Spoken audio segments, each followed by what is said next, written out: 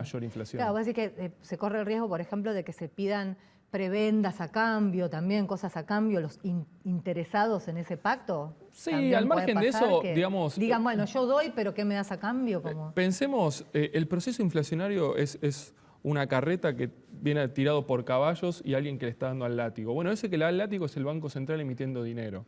Si yo agarro los caballos y los convenzo, muchachos, pónganse de acuerdo, corran despacito, así desacelera la inflación, pero si yo les sigo dando con el látigo, cada vez van a correr más rápido. Claro. Y ya no hay palabra que... Entonces, al margen de prebendas o no, de que aceleren o anticipen a la inflación o no, digamos, no hay pacto o acuerdo de precios que pueda perdurar en el tiempo en el marco de un proceso inflacionario que está disparado con un fenómeno monetario atrás que le sigue tirando combustible a la inflación.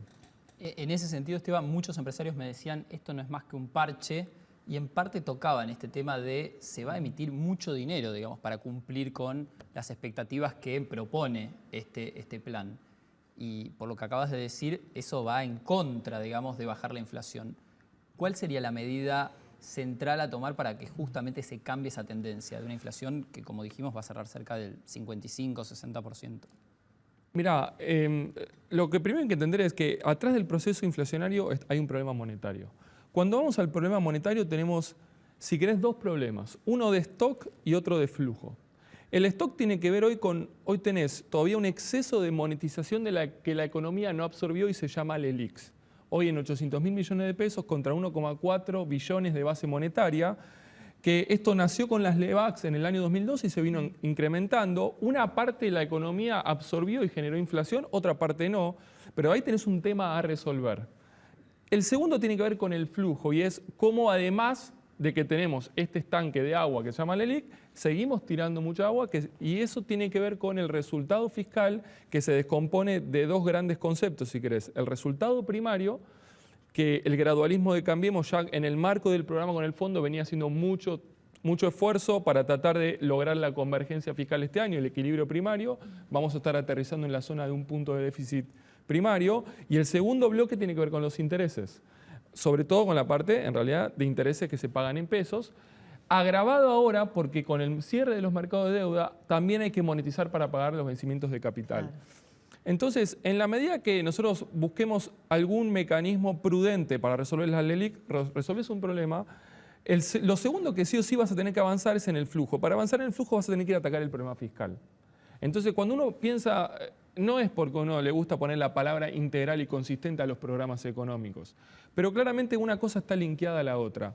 Y en ese sentido, atrás del programa monetario sí o sí, o mejor dicho, adelante del programa monetario tiene que estar el programa fiscal. Y ahí tenemos que ver si vamos a tratar de convergir y corregir las cuentas públicas o no. Entonces ahí vuelven los temas de la indexación del gasto público, de la presión tributaria, de las tarifas, un montón de cuestiones.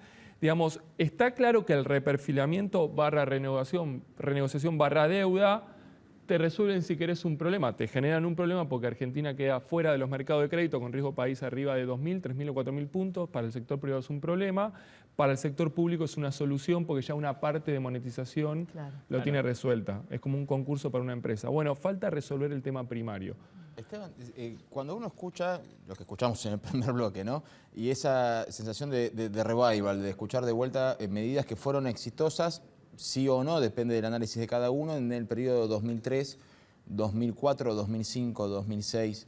¿El mundo sigue siendo el mismo mundo? ¿La situación de la Argentina sigue siendo la misma para aplicar las mismas recetas? No, definitivamente son cosas totalmente distintas. Cualquiera que quiera aplicar medidas del año 2003 en esta Argentina 2019, estamos hablando de dos pacientes con dos enfermedades totalmente distintas. Y puede comprometer mucho el futuro de la Argentina, sobre todo año 2020 y 2021, para empezar a hablar. Digamos, desde el lado del mundo, ni hablar. Tenías una soja que en 5 años fue corriendo de 150 a 650, en 6, 7 años. Un viento de cola fenomenal. Toda la región te empujó hacia adelante y Argentina se subió a ese tren después de pagar una crisis brutal como fue la crisis de la salida de la convertibilidad, que empezó en el 99 y terminó en el 2002, dejando un tipo de cambio real súper alto, con tanta capacidad ociosa, sobre todo desempleo, tocando 23 puntos en el año 2002, vos pudiste mantener un tipo de cambio real muy alto, porque encima ni siquiera tenías monetización, ni inercia inflacionaria, ni memoria inflacionaria. Hoy está sucediendo todo lo contrario. Tenés una economía que la crisis recién llegó al desempleo de 8 a 10%. Recordemos, la crisis del 2001 llevó de 15 a 24 casi. Claro. Entonces, vos tenés algo de capacidad ociosa. Si hablamos de la industria podemos ver más, pero en otros sectores hay muy poca capacidad ociosa. Entonces, vos tenés hoy una economía que tiene un estancamiento desde el lado de la oferta. Desde el año 2011 no puede crecer. ¿Por qué? Porque cuando se revirtió el ciclo de commodities, esta economía quedó sobreexpandida. La base de la expansión, a diferencia de lo que pasó con Chile, Colombia, Perú, fue el gasto público y el estímulo del gasto público al consumo privado, cuando debería haber sido exportaciones e inversión. Cuando ceden los commodities, las expos empiezan a dejar de generar dólares y ahí empezamos a comernos las reservas en el segundo mandato de Cristina y a comernos la deuda en esta lateralización de los desequilibrios que hace el gobierno de Mauricio Macri mientras trataba de corregir el problema. Entonces, hoy llegamos sin precios de commodities, sin boom de commodities, sin reservas internacionales y sin capacidad de tomar deuda. Y con cepo. Y con una economía que todavía está relativamente sobreexpandida. Vas a cerrar con 1.5 de déficit de cuenta corriente este año, 1 punto algo de déficit primario, menos 4 de déficit financiero. Entonces, en la medida que yo piense que puedo sacar esta economía desde el lado de la demanda, voy a poner en riesgo, voy a comprometer mucho el corto y mediano plazo. Y cierro con un ejemplo muy sencillo. Si yo voy desde el lado de la demanda, esto es, ¿vieron cuando un auto no prende, que lo empujamos hasta que le da arranque? Sí. Bueno, en vez de ser un auto es un colectivo y en vez de estar en un plano está inclinado. Entonces vamos a empujarlo de atrás. ¿Para qué? Para ver si arranca. Si no arranca, el colectivo va a venir para atrás, digamos. Claro, el tema es que vos lo tenés, bueno, por lo menos en la campaña, a Alberto Fernández diciendo que hay que ponerle plata en el bolsillo a la gente. Tenés a Cristina, que cada tanto en la presentación del libro sigue diciendo que la inflación no es un problema monetario, sino de formación de precios. Y tenés también al titular de la UTA diciendo que hay que emitir y darle la maquinita para que la gente tenga plata. O sea, es como que pareciera que van a ir hacia una hiperinflación entonces. Y bueno, las cartas estarían prácticamente echadas ahí. Ni siquiera observar con un delay de 4 años la experiencia venezolana, donde corre con inflación arriba de 1.000.000% anual y una contracción económica la más importante de la historia, junto con Siria, más de 60% de caída del producto. Nosotros caímos 20 en la convertibilidad. Si cometemos ese error sería, la verdad que ya, no solo ya es mala praxis, es desidia total, digamos. Pero esto que explicabas antes sobre, de alguna manera, sacar las LELIQ, digamos, esa presión sobre el consumo, de alguna manera, los ahorristas en esta especie de plan Bonex, sacás un problema, o por lo menos aplazás un problema, ¿no les da margen al gobierno para después emitir más porque restaste presión por un lado y podés... Sí, pero... y logran poner algo de dinero en el bolsillo, al menos en el 2020? Ahí resolvés el stock. El stock hoy no te está ejerciendo todavía presión sobre los precios, porque lo tenés inmovilizado con tasa de interés. Y paréntesis... Pero para bajar esas tasas quizás le dan un bono. Claro, pero ojo, porque la LELIQ atrás tiene un plazo fijo y atrás del plazo fijo está Doña Rosa. No es que la LELIQ es los bancos. Claro. Los bancos están intermediando un desequilibrio monetario. Sacan el excedente y lo colocan en el Banco Central. Yo no es que puedo emparchar las LELIQ y Doña Rosa no sufre. Entonces ahí tenemos un tema de cómo va a impactar después eso en el consumo, caída de la riqueza y demás, ¿no? Bueno, a lo mejor es que están pensando en estas medidas para las clases sociales más bajas y no para las clases medias, digo, el que tiene ahorros o un plazo fijo en el banco. Bueno, habrá que ver por lo menos el primer tiempo, ¿no? Digamos, si es la clase media también, que son muchos trabajadores de clase media baja, clase media alta, muchos empresarios y demás, ven una licuación patrimonial tan importante como puede ser un plan Bonex, digamos, ¿cómo incide eso también en las clases que tienen poder adquisitivo y que mueven bastante el consumo también? Y lo otro que viene a cuento es, de vuelta, tengo el problema del stock y después del flujo. El déficit primario de arrastre para el año que viene, en función de lo que queda este año, las medidas que tomó Mauricio Macri en el último trimestre y lo que falta avanzar de la reforma tributaria, te ponen un piso de 2 puntos de déficit primario, que llevado a pesos son casi 600.000 millones de pesos el año que viene, sin contar lo que hay que emitir ahora este año. Entonces, vos sí o sí tenés que terminar de corregir algo. Y yo creo que el punto de partida, si querés... Alberto Fernández en diciembre tiene 2 alternativas. La alternativa número 1 es decir, señores, termino de hacer la normalización macroeconómica, este es mi sendero fiscal, que después va a tener un sendero monetario y después puede explicar esa nominalidad que estaban mostrando en ese 35, 25, 15 como un programa plurianual de 4 años. Si atrás no tiene eso, no va a servir de nada, porque son las metas de inflación de Sturzenegger.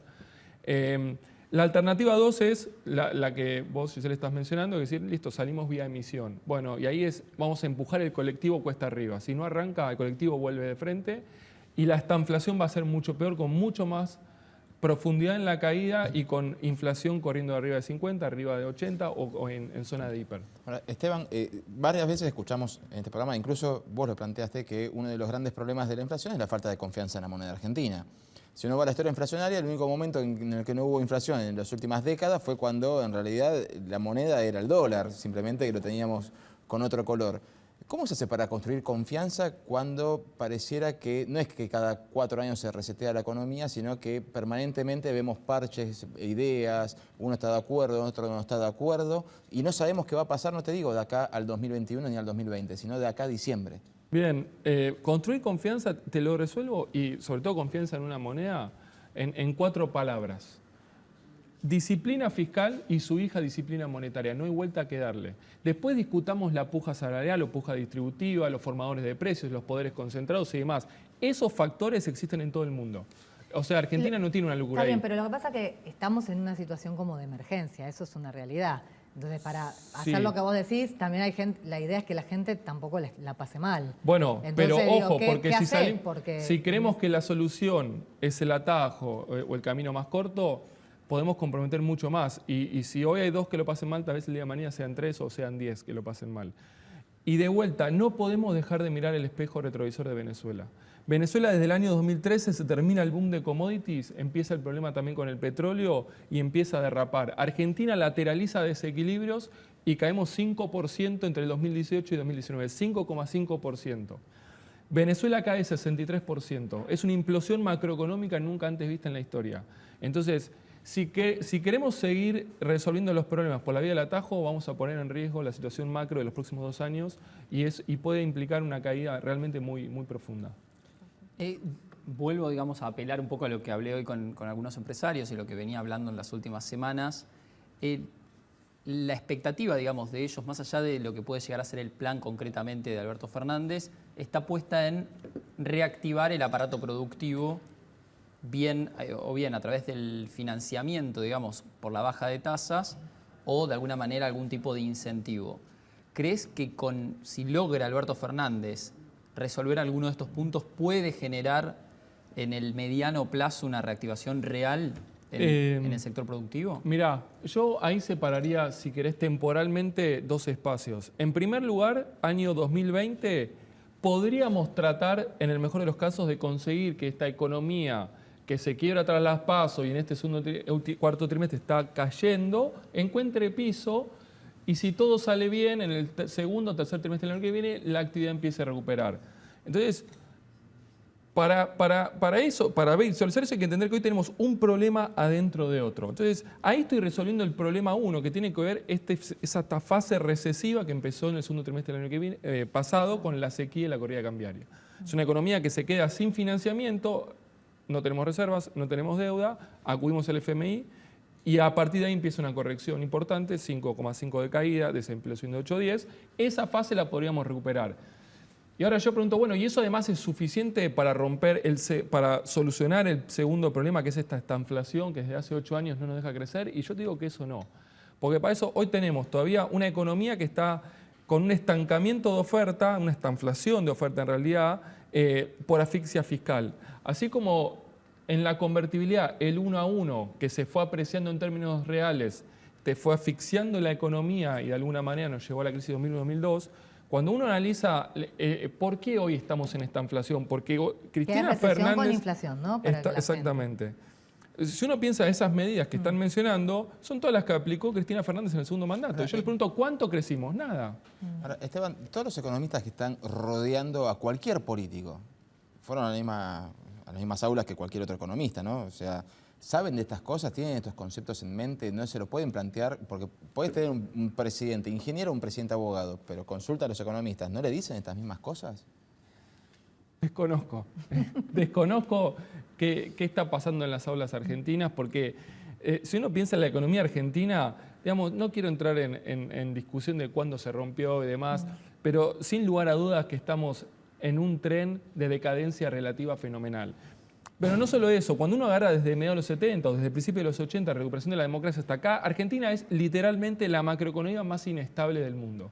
Y todavía seguimos discutiendo si la inflación es o no un fenómeno monetario. En vez de decir, a ver, probemos 10 años de disciplina monetaria, a ver si podemos empezar a reconfigurar una moneda local. Está bien, vos decís eso. La última cortita porque ya tenemos que ir al corte.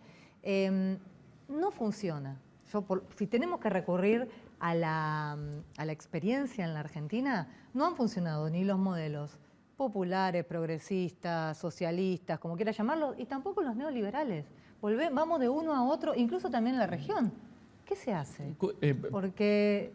Pero, perdón, o sea, si yo voy a Chile... Ninguno, pero mira Chile. Pero, perdón, separemos el tema social del económico. Porque entre la economía y la demanda social hay mucha relatividad, digamos. Yo puedo hoy estar consumiendo 10 manzanas, el día de mañana estoy consumiendo 30, y si de 30 baja a 25 estoy mal, pero venías de 10. Si yo agarro a Chile, digamos, en los últimos 40 años, Chile tuvo solo 4 años recesivos, nosotros 17. Junto con Libia somos el país que más años recesivos. El tema es que pero, perdón, se comían muy pocos todas las manzanas en Chile. Cierro con Chile. De esos 4 años, 2 fueron en la crisis de la deuda latinoamericana a principios de los 80. Te queda el año 99 y el coletazo de la subprime. Ahora, pensemos, Chile, ¿sabes cuánto creció la economía de Chile en estos 40 años? Claro. Pero el tema es, por eso te digo, crecieron las manzanas, pero se las comían muy poco. Pero vamos a ver eso, pensemos 2 segundos. Si yo agarro la economía de Argentina y de Chile en el año 1980 y teníamos 2 árboles de manzana que daban 100 manzanas, la economía de Argentina hoy está dando 200 manzanas, 192 para ser exactos. La de Chile está dando 495. Entonces, yo ahora pongo la distribución de la riqueza ahí en el medio. Supongamos que no mejoró, que encima es falso porque mejoró un montón la distribución del ingreso. Claramente, el más pobre hoy de base está consumiendo 5 manzanas cuando antes consumía 1. Y encima, si digo, mejoró la distribución del ingreso, hoy tal vez estás consumiendo todavía 6 o 7. Entonces, lo primero que tenemos que entender es que necesitamos, esto no en Argentina, en cualquier lugar del mundo, que este árbol de manzanas o la torta crezca. Paso número 2, veamos cómo mejora la distribución. Claro. Ahora, si nosotros ponemos la distribución adelante del crecimiento, estamos liquidados. Claro. Tenemos una torta que se achica y después lo único que nos queda, claro, es pelearnos por ver quién es más pobre. Claro, claro. Bueno, se nos acabó el tiempo, pero Gracias como por la siempre, invitación. un placer. Esteban Domecq, economista y director de INVEC. Y bueno, quizá hay que hacer como dice Pepe Mujica, ¿no? Hay que ser mago en la Argentina para poder salir adelante, como le ha dicho a varios colegas. Bueno, nos vamos a un corte y enseguida volvemos.